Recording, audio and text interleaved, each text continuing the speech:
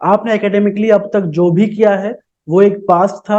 आप हमेशा एक फ्रेश स्टार्ट ले सकते हैं और एक स्पेसिफिक गोल को लेके उसके हिसाब से अपनी प्रोफाइल, सीवी सब कुछ बिल्ड कर सकते हैं और आप उस करियर में एक्सेल कर सकते हैं। Always have that confidence. जब ताइवान में मेरी पीएचडी की स्टार्टिंग हुई तो एक बड़ा इंटरेस्टिंग सा इंसिडेंस हुआ मेरे साथ। मैंने ज्वाइन की थी बायोइन्फॉर्मेटिक्स लैब बिकॉज कॉलेज में मुझे लगा था कि बायोइन्फॉर्मेटिक्स इस फॉर्म में है जहाँ पे हम कंप्यूटेशनल टूल्स यूज करते हैं। बट देन आई रियलाइज कि जो एग्जैक्ट बायोइन्फॉर्मेटिक्स है वो प्योरली कंप्यूटेशनल है। इवन दो कंप्यूटेशनल एप्टीट्यूड मेरा था बट वो इतना नहीं था कि पीएचडी के लेवल पे मैं एक नया स्किल सीख के कंप्यूटेशनल फील्ड में जाऊं। तो मैंने डिसाइड किया कि मैं लैब चेंज करूंगा। मेरे एडवाइजर थे उस टाइम पर डॉक्टर यांग ली वे। ऑफ कोर्स बड़ी इंटिमिडेटिंग सी पर्सनालिटी थी, नया नया एक अलग देश में मैं था, तो डरते डरते मैंने उनसे बात की कि professor because of this and this reason I have to change the lab. So he was very cordial in his response and he gave me a sentence which has stayed with me till date. So I am sitting with him near the lab window and he asked me this question, Shashank, look outside the window right there. When you look at that tree, it's not separated by biology, chemistry, physics, mathematics, so on and so forth. So science is actually all intercorrelated. जिन लोगों की हिंदी उतनी strong नहीं है उनके लिए मैं बता दूं कि उन्होंने ये कहना चाहा कि जब आप नेचर में देखते हैं तो साइंस हर तरफ है। नेचर डिवाइड नहीं करता है साइंस को बायोलॉजी, फिजिक्स, केमिस्ट्री, मैथमेटिक्स के हिसाब से। सो जब आप ट्रू रिसर्च की बात करते हैं तो आपका माइंडसेट भी ये होना चाहिए कि आपको एक प्रॉब्लम सॉल्व करनी है।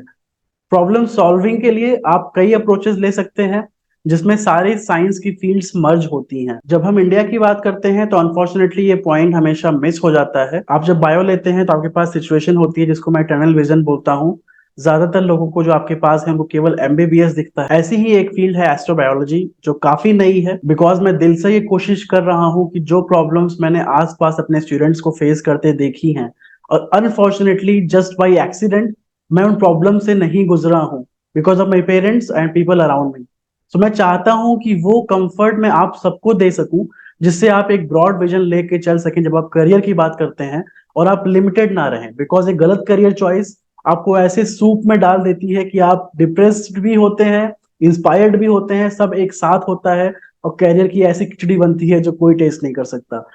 सो please subscribe to the channel and watch the video till the end. एक रशियन स्पेस स्टेशन था मिर नाम का। इसके साथ एक बहुत ही इंटरेस्टिंग सिचुएशन हुई कि इस पे जो ऑनबोर्ड साइंटिस्ट थे उन्होंने ऑब्जर्व किया कि कुछ कुछ जगह पर स्पेसशिप में microorganisms, bacteria to be very specific, grow कर रहे हैं। स्पेसशिप जब जाती है तो उसका जो पानी है, खाना है, जो भी चीज अंदर है वो एक्सट्रीमली साफ रखी जाती हैं बिकॉज एक भी प्रेजेंस जो वांटेड नहीं है वो आपके स्पेस मिशन को मैसअप कर सकता है। तो स्पेस स्टेशन के वाटर सैंपल में कुछ ऐसा दिखाई दिया उन्हें जो आप स्क्रीन पर इस टाइम पर देख पा रहे हैं। चीजों को सिंपल रखने के लिए मैं बस इतना बताऊंगा कि उस स्पेस स्टेशन पर कुछ ऐसा दिखाई दिया उन्हें कुछ कंपोनेंट्स में जो स्पेसशिप में मौजूद थे। और फिर जब और बारीकी से देखा गया तो स्पेस सूट जहां पे टांगे जाते हैं वहां पर वाटर गैस्केट्स में, खिड़कियों पे जो रबर के गैस्केट होते हैं वहां पे और ज्यादा बैक्टीरिया की ग्रोथ मिली।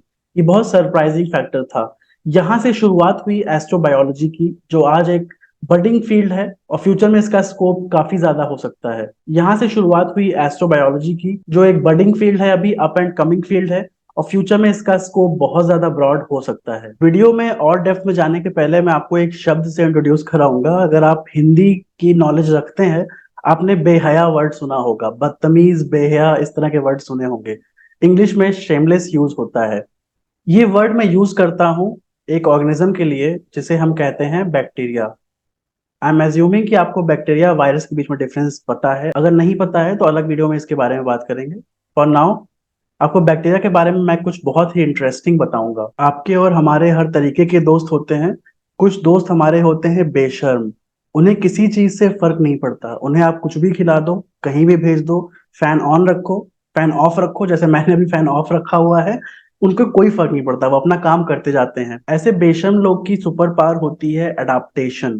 जिसका मतलब क्या होता है कि जो भी परेशानी आई, जो भी समस्या आई, जो भी परिस्थिति आई, उस हिसाब से वो खुद को चेंज कर लेते हैं और वो खुश रहते हैं।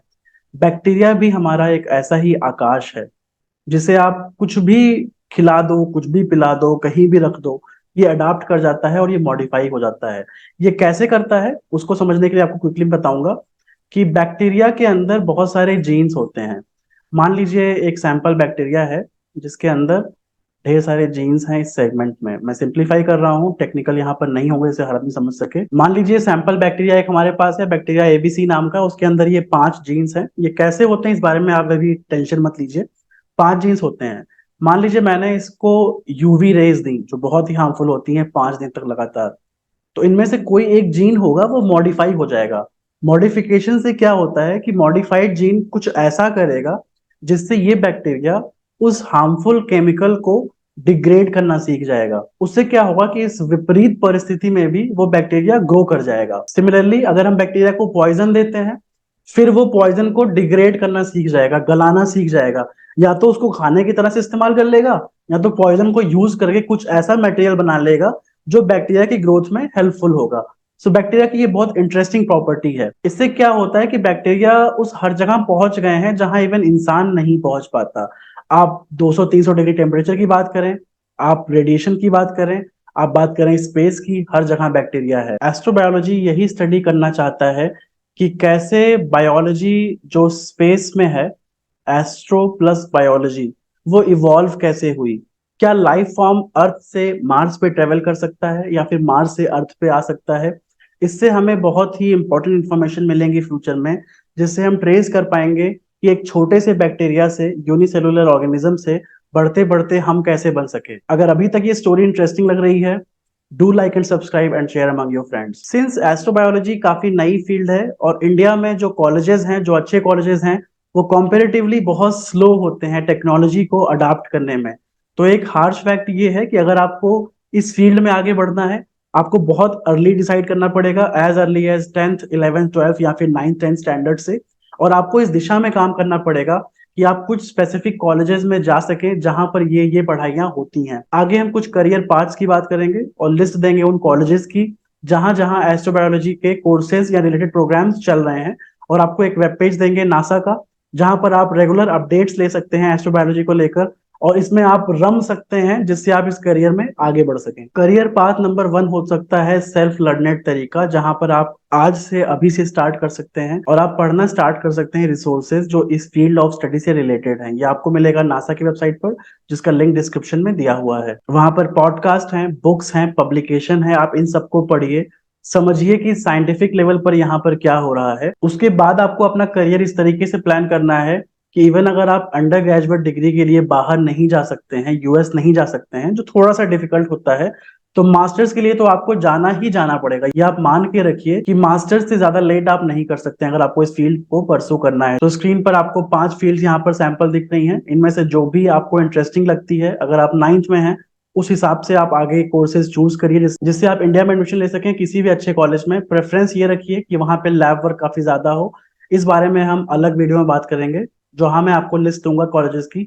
सो प्लीज सब्सक्राइब करिए चैनल को और नोटिफिकेशन बेल आइकन ऑन कर दीजिए, जिससे जब भी वो वीडियो आता है तो आप तक नोटिफिकेशन तुरंत पहुंच सके। मान लीजिए आपने ग्रेजुएशन कर ली इंडिया में, पोस्ट ग्रेजुएट वर्क्स के लिए आपको मैं एक कॉलेज की लिस्ट दूंगा जहां पर आप 1 by 1 जा सकते हैं और खोज सकते हैं कौन सा प्रोफेसर इस फील्ड में काम कर रहा है। फिर उनके लिए एक ईमेल ड्राफ्ट कर सकते हैं, जिसके बारे में मैंने एक अलग वीडियो में बात की हुई है, जिसका लिंक भी डिस्क्रिप्शन में है। आप उस वीडियो को देखिए, उस तरीके से ड्राफ्ट करके स्ट्रैटेजी उन प्रोफेसर को मेल करिए। अभी से स्टार्ट कर दीजिए, एज अर्ली एज पॉसिबल आप स्टार्ट कर देंगे तो आपको आगे काफी एडवांटेजेस मिलेंगी करियर में। तो ये है कोर्सेज एंड प्रोग्राम्स की लिस्ट, आपको बारी बारी बहुत केयरफुली देखना है। मैं इनमें से सारे पेजेस नहीं कवर कर सकता, वीडियो बहुत लंबा हो जाएगा, आपको मैं एग्जांपल देके बताऊंगा। आप इन सारों को अलग अलग टैब में खोल लीजिए, ये पेज खुल जाएगा, वहां पर आपको इस तरीके से प्रोफेसर का नाम दिख जाएगा, लैब्स का नाम दिख जाएगा।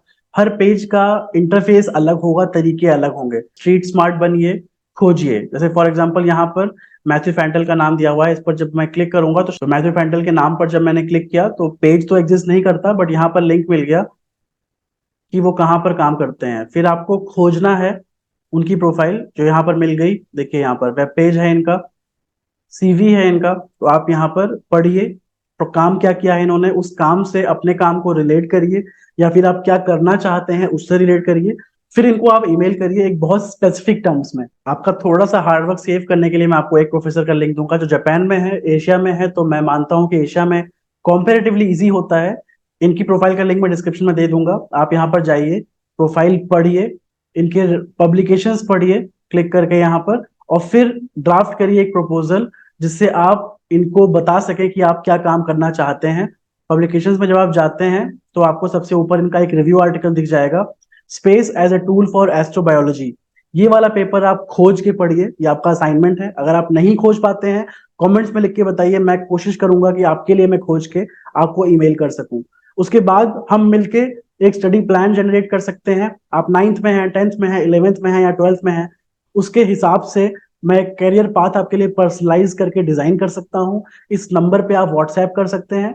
Let's get connected and please like, subscribe and share, जिससे ये मैसेज दूर दूर तक पहुंच सके। Last but not the least, कोई भी कॉलेज, कोई भी यूनिवर्सिटी आपकी रीच के बियॉन्ड नहीं होता है। आपने एकेडमिकली अब तक जो भी किया है वो एक पास्ट था। आप हमेशा एक फ्रेश स्टार्ट ले सकते हैं और एक स्पेसिफिक गोल को लेके उसके हिसाब से अपनी प्रोफाइल, सीवी सब कुछ बिल्ड कर सकते हैं और आप उस करियर में एक्सेल कर सकते हैं। Always have that confidence. Good luck for your career and I hope आप में से कुछ लोग एस्ट्रोबायोलॉजी में आगे बहुत अच्छा करें and I am looking forward to help you out in whichever way possible. Thank you so much.